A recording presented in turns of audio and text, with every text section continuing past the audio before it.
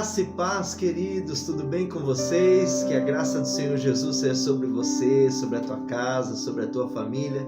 Estamos hoje aqui para mais um dos nossos devocionais, Semeando Fé. E no dia de hoje eu quero falar com vocês sobre uma das orações mais poderosas que nós encontramos na Palavra de Deus. A oração de Jó. Está aqui em Jó capítulo 42, nós vemos um exemplo maravilhoso da oração de Jó, que mesmo após perdas grandes e muito relevantes, ele perdeu os seus filhos, ele perdeu as suas possessões, ele perdeu os seus bens, o seu gado, ele perdeu inclusive a sua saúde, tudo que ele tinha, mas ele conserva o seu coração confiando em Deus. E mesmo em meio às adversidades, ele faz uma oração que muda completamente a trajetória da sua vida. Aqui em Jó, capítulo 42, versículo 5, diz assim: os meus ouvidos já tinham ouvido a teu respeito, mas agora os meus olhos te veem.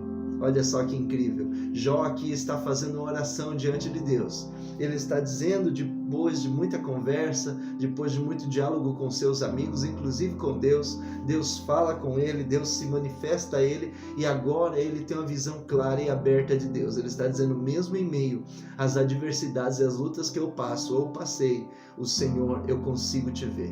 Eu consigo ver o Senhor.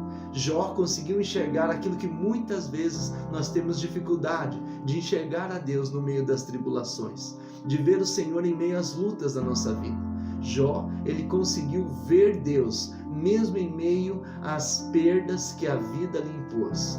Queridos, é um grande desafio para nós, ver o Senhor, ver a Deus. Então Jó, ele consegue declarar isso, porque no meio das perdas, ele consegue ver que Deus está presente na sua vida. Nós, muitas vezes, até nos momentos de facilidade, de bênção, na hora que as coisas estão dando certo, muitas pessoas têm dificuldade de reconhecer Deus nesse processo, mas Ele está conosco o tempo todo. Então, querido, aqui ele faz essa oração e ele diz, agora os meus ouvidos já tinham ouvido falar do Senhor, mas agora os meus olhos estão te vendo.